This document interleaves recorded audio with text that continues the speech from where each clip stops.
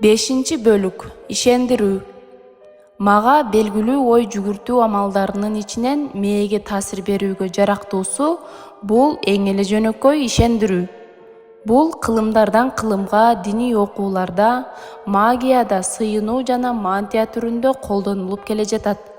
Бүгүнкү күнү бул амалды ар түрдүү адамдар ишкер жолугушуулардагы макулдашууларда, оорулардан арылуу процесстеринде, мелдештердеги жеңиштерде, ошондой эле көптөгөн башка багыттарда ийгиликтүү колдоно башташты. Ишендирүү бул жөн гана ар түрдүү шарттарга ылайык өзүнө өзү ичинен же сыртынан сөз берүүсү. Аны сиз каалаган жериңизде, автомашинада баратканыңызда, дарыгердин кабылдалмасында отурганыңызда же качан уйку алдында да колдонсоңуз болот. Тек гана ошол маалдагы каалоолоруңузду бир нече жолу кайталап, көңүлүңүздөгү чечимге ишенесиз. Мисалга, сиз бир өзүңүзгө ыңгайсыз жагдайга дуушар болуп калдыңыз дейли. Ал эми сизге эч нерсеге алагды болбой жайдарылыкта болууну каалар элеңиз. Мына ушундай учурда ойлоруңузга ишенүү амалын колдонсоңуз максатка ылайык. Бир нече жолу менде баары жайында, баары жакшы, менде баардыгы өз ордунда болот деп кайталаңыз. Тынчтанууну же жайдарылыкты өзүңүзгө күчтөп таңуулабаңыз. Жөн гана бир нече минутага өзүңүздү ишендирүү аракетин кылыңыз. Сизге бир чоң жыйында сүйлөөгө туура келүүдө. Албетте, сиз ал жерде баары жакшы, сиз ойлогондой болуусун каалайсыз. Алдын ала жыйында баары жакшы болот, жыйында баары жакшы болот деп бир нече жолу кайталайсыз. Бул ишенимиңиз жакшы жыйынтык берүүсү толук ыктымал. Ишенүү менен сиз эмне кыла аласыз? Ишенүү аркылуу сиз мээңизден иштелип чыккан ойлорго жашоо тартуулайсыз. Ар бир убакыт бирдигинде адамда бир эле ой сакталып калат. Ошондуктан ишенүүнүн маңызы сиздин мээңизди ошол учурдагы максаттарыңызды аткаруу багытындагы кандай ойлор менен толуктай аласыз, ошого жараша болот. Сөз мээге ойлорду жаратуу максатында көрсөтмө берет. Эгер сиз жыйында баары жакшы өтөт деген ойго ишенсеңиз, мээңиз жыйынды ийгиликтүү өткөрүүгө багытталган ойлорду жаратууга камына баштайт. Сиз тараптан эч кандай кыйынчылыксыз эле мээңиз сиздин ишенген ойлоруңузду камтыган жабык жана негизги маңыздагы ишенүүнү талап кылат. Сыртынан жөнөкөй эле көрүнгөнү менен бул амал сиздин максатыңызды ишке ашырууда сизге эффективдүү жардам бере алат. Өзүңүздүн каалоолоруңузду ылайыктуу ишенүүлөр менен кириштеп, аны ар дайым колдонуңуз. Менин бир таанышым ийгиликтүү бизнесмен ар бир жумуш күнүн бүгүн көп сатам, көп күлөм деген сөздөр менен баштайт. Ал максаттуу ойлорунун бул ишенимин эртең менен жана күнү бою бир нече жолу кайталайт. Ишенүү менен эмне тууралуу эстөө керек? Биринчи, ар бир ишенген ойлоруңузга сөзсүз эле толук үмүттөнүүнүн кереги жок. Ишенүү методу кимге жакшы эффект алып келбесе, алар ушинтип ойлоосу мүмкүн. Бул жөнүндө ойлонбоңуз, жөн гана ишенүүнү кайталаңыз. Ал эми эгерде ишенген ойлоруңуз абдан көп болсо, эмне болуптур? Абдан жакшы. Көп болбосо эч нерсе эмес, мунун мааниси жок. Мээ өзү эле сиздин ишенүүгө жаткан ойлоруңуздун маңызын тандап алат да, аң сезимиңизде бул кырдаалга ылайыктуу ойлорду жарата алат. Ашып ташкан аракеттерди көрүүнүн кажети жок. Экинчи, бекилген ойлордо дайым позитивдүү болуусу шарт. Аларды сиз тескери эмес, оң сунуш катары кириштеңиз. Мисалга, эгерде сиз жыйын жакшы өтүүсүн кааласаңыз, мен жыйын алышта уят болууну каалабайм деп айтпаш керек. Толкунданбоо жөнүндө ойлоп жатып, мен толкунданбайм деп айтпаш керек. Мээ эмнегедир каалабайм, толкунданбайм деген сөздөрдүн байым деген уңгу бөлүктөрүн өткөрбөйт да, тескерисинче каалайм, толкунданам деген бөлүктөргө токтолуп, каалагандарыңыздын баары теңирден тескери чыгышы ыктымал. Үчүнчү, ишенимдүү ойдун кыска болуусу зарыл. Бул мантра сыяктуу ишеним кыска, ритмалуу жана кайталоо үчүн татаал болбош керек. Мен адатта 10 сөздөн ашуун эмес сөздөн турган ишенимди ойлоп табам. Кээде 2 сөздөн турган ишеним да. Мисалы, баш айланткан ийгилик, рекордтук сатуу, таң каларлык эффектти алып келиши ыктымал. Мага жарым барактан турган ишенимдерди көрүүгө туура келген. Мындай фразаларды бир нече жолу оңой эле кайталооңуз арсар. Ал тургай 2 сүйлөмдөн турган ишеним да оңой эмес. Ишенимди сиз жакшы эстеп калуу үчүн кайра-кайра кайталап айтасыз. Ошондуктан ал канчалык кыска болсо ошончолук жакшы. Кайталап коеюн, ишенимди бекитүү кыска, ритмикалык жана эстеп калууга оңой болуусу керек. Өзүңүздөргө каршы багытталган ишенимдерди байкабастан колдонуудан сактаныңыз. Булар: мен эч качан буга жете албайм.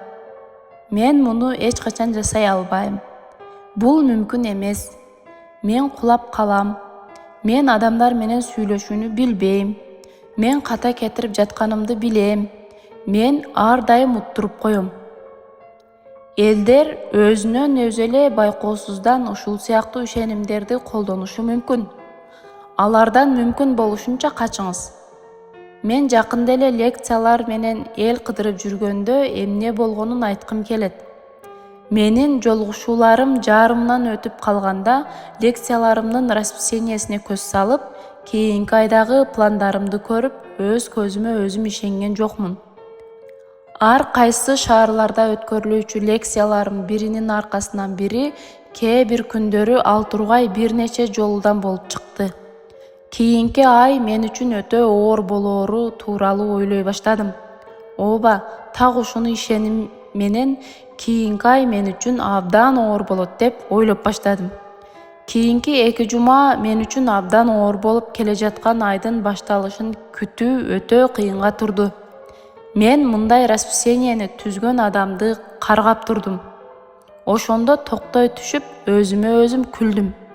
Менин күчү тууралуу лекция окуп жатып, мен өзүмдүн туура эмес ишенимдеримдин капканына түшкөндөй абалга калганымды сездим. Ушундай да болобу? Мен абдан кыйналам. Ошондуктан ошол замат өзүмө дароо эле башка жаңы уюшкандык, тынчтык, кубануу деген 3 сөздөн турган ишенимди кабыл алдым. Мен аны бир нече минута ичинде кайра-кайра кайталадым. Бир нече күндөн кийин, эгер мен уюшкандыкта тынч болсом, анда бул марафондук чуркоо мүмкүн мен үчүн кызык болуусу да ажеп эмес деп ойлоп баштадым. Эмнеге ал мени ушунчалык ойлонтуп толкундантты экен? Бул 3 сөз баарын өзгөрттү. Расписание мурункудай эле калды. Ал эми менин мамилем өзгөрдү. Мени аз жерден кыйноого айландырып салбаган турне мен үчүн окумуштуу кызык окуяга айланды. Мен шашпай тыкандык менен аракеттенип, бул чакырууну кабыл алганыман канагат алганымды сезип жаттым. Ал чакырыктын жаман жагын унутуп таштап, жакшы жагын колго алдым. Сиз дагы максатыңызды аткаруу багытында өзүңүздүн ишенимиңизди ойлоп тапсаңыз болот. Алар өтө эле жөнөкөй болгондуктан сиз аны баардык эле жерден банкта кезекте турсаңыз да, дарыгердин кабыл алуусунда, автомобилдик тыгында турганыңызда да кайталап айта берсеңиз болот. Сизге сөзсүз эле ага толук берилүүнүн кереги жок. Бул жерде ишенимдериңиз гана кайталанып жатат. Сизде жок нерсе мына ылдам эле пайда болуп калаарына ишенүү туура эмес. Сизге тек гана өзүңүздүн байкоолоруңузду кайталап туруу талап кылынат. Мен буларды таң эртеден баштоону сунуштаар элем. Анткени эртең мененки 1 саат кандай болсо, анын таасири күндүн аягына чейин дем берет. Болгону 2-3 минутта көнүгүү, сиз андан ылдам эле жыйынтыктарын сезе баштайсыз. Ар бир күн улам жакшы нерсеге өзгөрө баштайт. Бүгүнкү күнү Эмиль Куэнин аты өткөн кылымдын башында Европа жана Түндүк Американын көптөгөн клиникаларында ооруларды так ушул амал менен дарылоодо жаңы ачылыштарды алып келгендегидей белгилүү болбой калды. Өз убагында анын жумуштары дүйнөдө сенсацияларды жараткан. Азыр деле анын кайтыш болгонуна карабай, ал жөнүндө сөздөр токтобой келе жатат.